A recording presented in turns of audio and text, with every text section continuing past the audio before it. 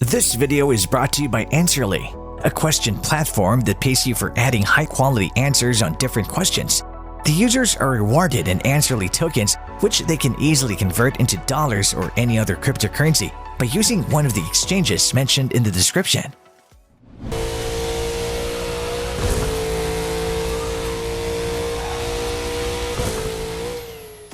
Hello and welcome to our YouTube channel. In today's video, we will check out the top 20 high graphics games for low-end PC. If you're new here, make sure to smash that like button, subscribe to our channel, and hit that notification bell to get the updates whenever we post. Let us begin with Bloons TD6. Bloons TD6 began life as a mobile game, and those roots are easy to see. The bright cartoon graphics and the rather odd pairing of foes. Are monkeys and balloons enemies in the wild? May not be for everyone, but this tower defense game is surprisingly complex underneath its facade. Don't expect a lot or any plot or storytelling, but if you want a challenging tower defense game with a unique, colorful art style, you could do far worse. Next up, Among Us. If you're up for a bit of subterfuge with friends, Among Us is one you can be sure they'll be able to play almost no matter how old their machine is. It even has cross-play between PCs and phones if that's all they have handy. Among Us is a familiar format to anyone who's played Werewolf or other similar group tabletop games. Portal and Portal 2 is a must-include in the best games to play on a system with low RAM and slower graphics cards. The game runs on a system with just 2 GB of RAM and a Pentium 4 processor. You can easily run it on laptops with GT 620M, 720M, and 820M, 940M, or even a GTX 1650. The games are coded in a manner that they don't use too many resources. Portal was released in 2007, while Portal 2 was released in 2011. FIFA 14. One of the latest gaming titles which work well on legacy computers is FIFA 14. It is yet another great game to play and is not a giant system hog. The minimum game requirements for FIFA 14 is a 1.8 GHz Core 2 Duo processor and only 2 GB of RAM. If you have an old graphics card like a GT 620M or GT 630M, you'll still be able to run the game on your aging laptop. GTA San Andreas. GTA San Andreas is still one of the most famous open-world games and has been downloaded thousands of times by PC gamers. It had better graphics and a colossal open world to explore than what we saw in GTA Vice City. The game size is 2 GB and is priced very low if you wish to purchase the original game. Orcs Must Die, Orcs Must Die 2. Orcs Must Die and Orcs Must Die 2 are some of our favorite titles for mindless, slaughtery goodness and have a permanent space on my hard drive. This hybrid tower defense and action game tasks you with burning, blasting, freezing, smashing, dissolving, shooting, and generally wreaking mayhem against wave after wave of orcs, trolls, ogres, and other various bad guys. It's easy to learn and sometimes surprisingly difficult to master. Call of Duty 4 Modern Warfare. This is the 4th game in the Call of Duty series and was released in November 7, 2007. The game was very successful and sold more than 11 million copies.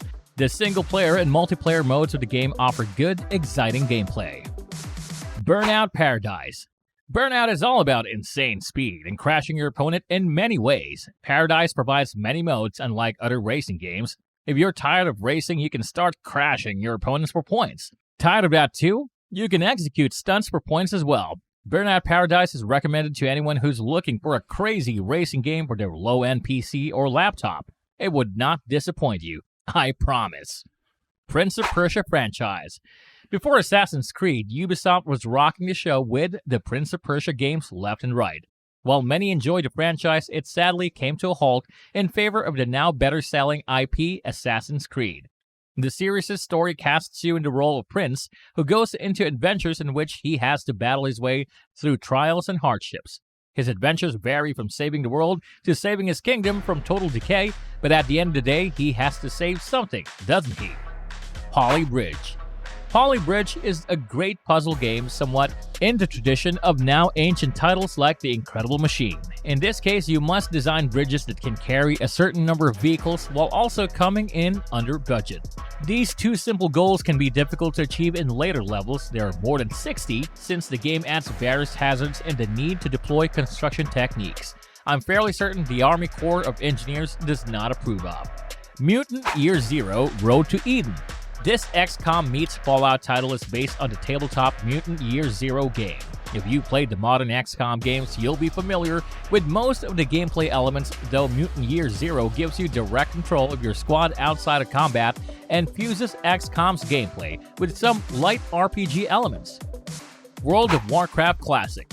Revisit a simpler time with an MMO that largely takes place outside and requires you to congregate with large groups of people didn't feel fantastical, or at least not for those reasons. WoW Classic is everything you loved or hated about original World of Warcraft. Sorry, but I'm a biased fan to be clear, but just because I'm biased doesn't mean I'm wrong. Untitled Goose Game. Untitled Goose Game challenges you to find the Canadian goose inside yourself. Yep, this is a game about being an unrepentant asshole. Since the joys of honking and flapping doesn't require a high-end PC, Untitled Goose Game is another game that'll run on just about any toaster you can drag out of storage. Arkham City. I'm sticking with the Arkham City in this update rather than moving on to one of the newer titles. Arkham Asylum is, to be sure, still an excellent game, and it runs on even lower spec system than Arkham City. But between the two of them, Arkham City is the better overall Batman game. Batman's overall bag of tricks gets polished, and AC offers you playing time as characters like Catwoman with her own distinct moveset and animation style. Minecraft. The open-world sandbox of Minecraft has been used to create everything from 1:1 scale models of the Starship Enterprise to functional, if simple, CPUs. In between, there's an easily accessible game with a rich crafting system, dangerous mobs, and huge worlds to explore. If your ideas of gameplay run more towards give me a big space and lots of tools, and less towards coherent narrative and story-driven play, you may find Minecraft much to your liking. Stardew Valley. Stardew Valley was heavily inspired by the Harvest Moon series of video games, but added its own spin on the concept. Explore Pelican Town, make friends, fall in love, and restore your grandfather's farm to health in a gentle, open-ended title that will tease your curiosity as opposed to yanking your hitter and yawn with frantic quest demands. Cuphead. Cuphead's visual aesthetic is truly unique, and it's the only game we've ever seen that mimics the rubber-hose animation style of the early 1930s in a frenetic 2D game. You'll need sharp reflexes to beat the game, but not much in the way of PC horsepower. Cuphead is a great game for someone looking for a game you might fairly call Nintendo hard, particularly if they enjoy its animation. Magic the Gathering Arena.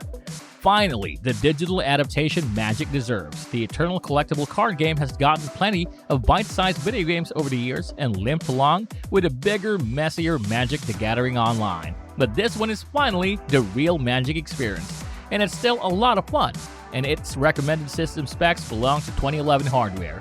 Any modern laptop will handle it at no problem. Darkest Dungeon. A brilliant, stressful strategy dungeon explorer that channels Lovecraft with brilliant narration and truly terrifying quests. As your party encounters horrors in the dark, the stress piles on, and too much stress causes them to take on new personality quirks that snowball into yet more stress and loss of sanity.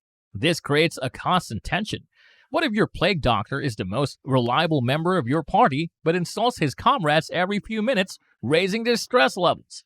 Permadeath is brutal in Darkest Dungeon, but you'll find it hard to quit even when an entire party of heroes gets wiped out. And lastly, Undertale. 2015's breakout RPG inversion might owe a bit of its widespread success to the fact that a toaster could run it. This isn't to say it's not a looker or fun. For those versed in RPG and popular video game tropes, Undertale is a colorful, charming, upsetting swan ride through your habits and behaviors. Date a skeleton, pet, or kill some dogs. Think way too hard about mice and cheese. Well, there you have it, the top 20 high graphics games for low-end PC that will turn you into a potato. And that's it for today's video, guys. Let us know what you think about these upcoming games, and if we missed some, do let us know in the comments section below. If you like this video, make sure to smash the like button and subscribe to this channel. To learn more about Answerly and Answerly tokens, check out the links in the description.